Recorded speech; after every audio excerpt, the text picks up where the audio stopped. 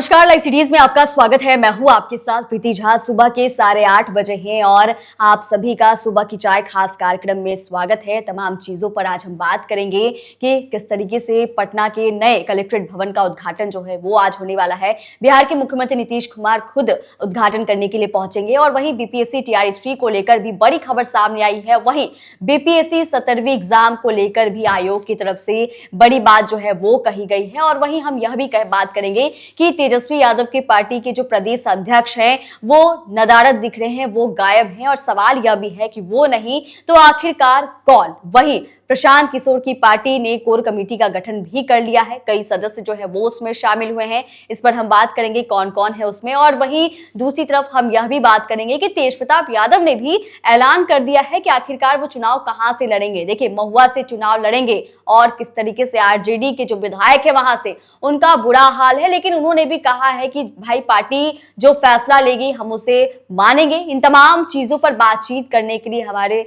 साथ senior journalist Ravi Upadhyay sir हैं। Sir, बहुत बहुत स्वागत है आपका। इन तमाम चीजों पर बात करेंगे सर। सबसे पहले तो यही कि पटना में नए कलेक्ट्रेट भवन का उद्घाटन जो है वो आज होना है, तमाम सुविधाएं होंगी, इस पर मुख्यमंत्री नीतीश कुमार खुद पहुंचेंगे। देखिए, निश्चित रूप से जो पटना कलेक्ट्रेट है, जो पटना समाहरणालय है, पटना डीएम का जो कार्यालय जिसको हम लोग कहते हैं, समझते हैं, वह जो है सो आज उसका विधिवत उद्घाटन नीतीश कुमार मुख्यमंत्री बिहार करेंगे। और ये बड़ी सौगात पटना वासियों के लिए, बिहार वासियों के लिए होगी।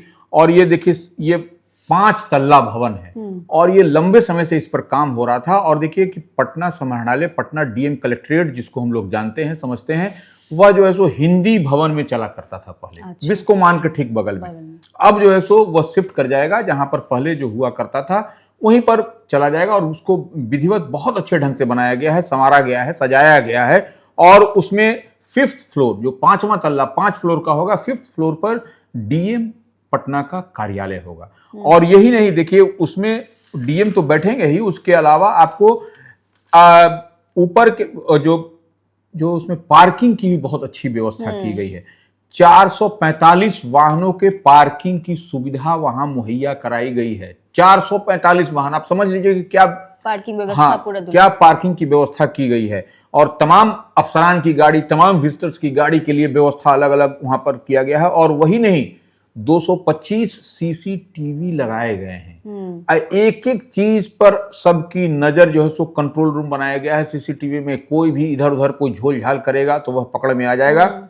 और उतना ही नहीं, प्रेस कॉन्फ्रेंस रूम बनाया गया है, उसको ग्रीनरी से सजाने संवारने की काम है। उसके बाद से सोलर पैनल, तमाम तरह की माने सुविधाएं जो है आप पूरी तरह से। और यह जो है सो डीएम कार्यालय जो पटना के लिए नीतीश कुमार ने आज सौगात दिया है, उसमें ग्रीनरी का भी ख्याल रखा गया है। तमाम जो है सो अत्याधुनिक सुविधा से वह लैस है। वो कहीं पर भी आपको इधर उधर करने की आवश्यकता नहीं है। आपको सब कुछ एकदम निश्चित, आपको कहां पर जाना है और कितना आपको कमरा है, 445 संभवतः कमरा होगा, तो वह आप समझ लीजिए कि कितना बढ़िया जो है सो आपको व्यवस्था वहां पर की गई है।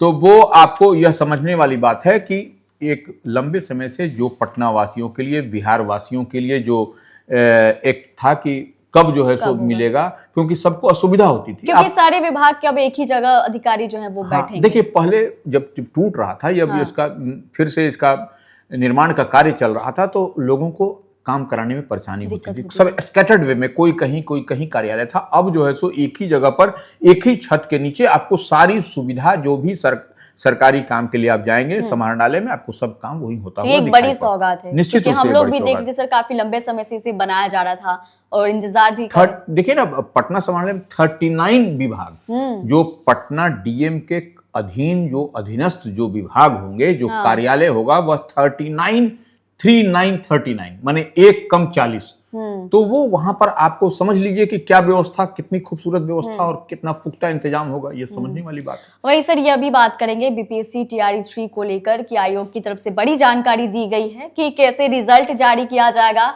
उसके बाद उन्हें जिला आवंटित जो है वो किया जाएगा और तब काउंसलिंग जो है वो ली जाएगी। और बीपीएससी 17वीं को लेकर भी बड़ा अपडेट सामने आया है सर। देखिए, निश्चित रूप से जो बीपीएससी, बिहार लोक सेवा आयोग टीआरई 3 को लेकर के जो वहां जो अध्यक्ष ने कहा है रवि मनु भाई परमार ने कि वह रिजल्ट के बाद जो है सो वैसे अभ्यर्थियों का जिला आवंटित किया जाएगा।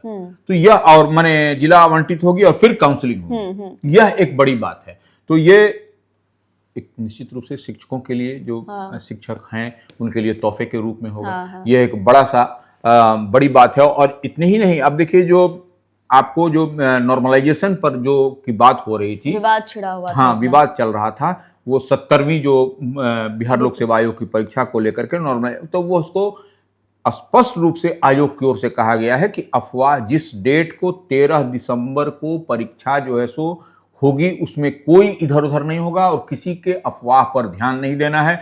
अगर यदि कोई इस तरह का सोशल मीडिया पर या कहीं पर इस तरीके की बात आती है तो निश्चित रूप से आर्थिक अपराध इकाई ईओयू को भी इसमें लगाया गया है। ईओयू ने भी अपनी तरफ से ये कहा है कि किसी तरह की भी अगर यदि कोई आपको जानकारी मिलती है, किसी तरह की कोई अगर यदि क्वेश्चन से संबंधित इससे उससे कोई भ्रम फैलाने वाली बात या कोई इस तरीके से लगता है तो आप तुरंत ईओयू को संपर्क करिए।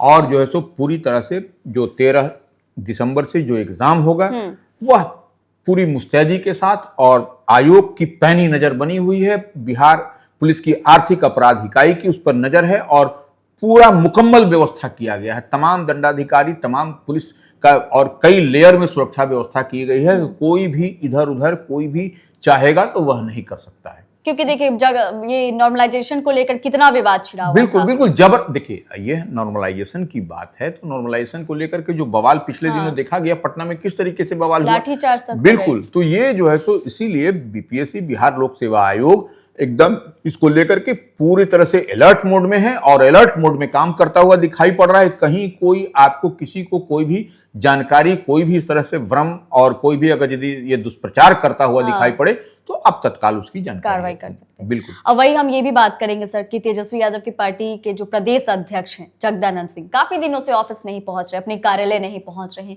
क्या होगा ऐसे में सर? क्या मतलब दूसरे कोई भी हो सकते हैं? देखिए निश्चित रूप से जो बिहार विधानसभा के 4 सीटों पर उपचुनाव के नतीजे आए, जो परिणाम आया निकल करके, उसके बाद से ही आप देखिएगा जो प्रदेश अध्यक्ष जगदानंद सिंह हैं वह पार्टी कार्यालय राष्ट्रीय जनता दल के नहीं जा रहे हैं क्योंकि वो अध्यक्ष हैं। ऐसे में निश्चित रूप से बगैर अध्यक्ष का कोई पार्टी तो चल नहीं सकता है। तो ये निश्चित रूप से जगदानंद सिंह का नहीं जाना कहीं न कहीं एक बड़ा सवाल है। और तेजस्वी अपने यात्रा पर लगातार निकल रहे हैं, जा रहे हैं, आ रहे हैं और सामने 2025 का बिहार विधानसभा चुनाव है। एक तरफ आप देखिए भारतीय जनता पार्टी, दूसरी तरफ अलायंस पार्टनर उसकी जो जनता दल यूनाइटेड है या राष्ट्रीय लोक मोर्चा उपेंद्र कुशवाहा की पार्टी है या हिंदुस्तानी अवाम मोर्चा, ये सभी दल जो है सो पूरी तैयारी में है। और ये लोग का देखिए यात्रा चल रहा है, ये क्रमवार चल रहा है और वहां पर ऐसे में ये पार्टी के प्रदेश अध्यक्ष को ही लेकर के जब इतना बड़ा झोल झाल सामने आ रहा है तो यह निश्चित रूप से समझने वाली बात है कि लालू प्रसाद यादव जो माहिर खिलाड़ी राजनीति के हैं वह क्या सोच रहे हैं। तेजस्वी यादव जो नेता प्रतिपक्ष हैं, उनके पुत्र हैं लालू प्रसाद यादव के, वह क्या सोच रहे हैं। और बगैर आप पार्टी में प्रदेश अध्यक्ष नहीं है तो फिर किस तरीके से स्थिति बनती है, यह सबसे गार्जियन तरीके से होते निश्चित रूप से देखिए कैप्टन होते हैं, किसी टीम के कप्तान ही नहीं रहेंगे तो वह आपको वो टीम क्या परफॉर्मेंस होगा, क्या परफॉर्म करेगी टीम, यह समझा जा सकता है। तो ऐसे में निश्चित रूप से उहापोह की स्थिति राष्ट्रीय जनता दल में है। और देखिए वो मुख्य विपक्षी पार्टी है राष्ट्रीय जनता दल, इस लिहाज से वहां पर बगैर कैप्टन का, बगैर अध्यक्ष का यह पार्टी कैसे चलेगा, यह समझने वाली बात है। और कितने दिन तक यह चलेगा यह भी सोचने और समझने वाली बात है। अब हमको तो लगता है कि तेजस्वी यादव जो यात्रा कर रहे हैं, यात्रा से पहले उनको इस पर फोकस करना चाहिए। लेकिन एक बात और है प्रीति, इस बात को समझना पड़ेगा कि आरजेडी में संगठनात्मक चुनाव होना है। तो यह अब कितने दिन तक यह संगठनात्मक चुनाव को लेकर के कब होगा कब नहीं होगा, तब तक यह सो कैप्टन विहीन बिना कप्तान के कैसे चलेगा, यह सबसे बड़ी समझने और सोचने वाली बात है। निश्चित रूप से 2 नामों की चर्चा इन दिनों पॉलिटिकल कॉरिडोर में चल रही है, एक कुमार सर्वजीत और दूसरा आलोक कुमार मेहता। ये दोनों ही बड़े और कद्दावर नेता हैं और टेस्टेड और ट्रस्टेड हैं राष्ट्रीय जनता दल के, लालू प्रसाद यादव के और तेजस्वी प्रसाद यादव के। अब देखने वाली बात है कि कौन जो है सो किस पर राष्ट्रीय जनता दल, तेजस्वी यादव या लालू प्रसाद यादव दांव खेलते हुए दिखाई पड़ते हैं, आलोक मेहता पर या कुमार सर्वजीत पर, क्योंकि देखिए दोनों का जातीय समीकरण, देखिए बिहार में कोई भी चीज होता है वह जातीय समीकरण के आधार पर ही होता है। तो ऐसे में कुमार सर्वजीत किस समाज से आते हैं यह सब लोग जानता है कि अनुसूचित जाति से हैं वो। और ये आपको आलोक मेहता कुशवाहा समाज से आते हैं। हालांकि दोनों के की जो यूएसपी है, दोनों नेता जो है सो ये सबको साथ लेकर के चलने में विश्वास रखते हैं, या आलोक कुमार मेहता की बात करें या कुमार सर्वजीत की बात करें, तो ये इन लोगों के साथ में है अब तो। लेकिन हालांकि तय करना है इसको किसको, तय करना है आरजेडी के अध्यक्ष को। वही बात करेंगे सर, जनसुराज पार्टी की, प्रशांत किशोर की जो पार्टी है उन्होंने एक कोर कमेटी बना रखी है, उसमें कई सदस्यों को शामिल किया गया है, इस पर क्या कहेंगे सर? देखिए निश्चित रूप से जनसुराज को जिस तरीके से विधानसभा के उपचुनाव में पटकनी खानी पड़ी, वो जितना जो दिखाई पड़ रहा था वह नहीं हो सका, तो वो उस लिहाज से प्रशांत किशोर की पार्टी है जनसुराज। और प्रशांत किशोर देखिए चुनावी रणनीतिकार तो वही हैं और वह जानते हैं कि वह कैसे करेंगे कि हमारी पार्टी 2025 में बेहतर परफॉर्म करती हुई नजर आएगी। इस लिहाज से प्रशांत किशोर जो जनसुराज के संस्थापक हैं, उन्होंने अपनी कोर कमेटी का एक गठन किया है और उसमें कोर कमेटी में देखिए 125 सदस्य की बात आ रही है। 125 सदस्य को शामिल किया गया है। उसमें सारे जाति को, सारे धर्म को, सबको जो है समाहित किया गया है और उसको जातीय फार्मूला, देखिए बगैर जातीय फार्मूला के अब बिहार में राजनीति नहीं कर सकते।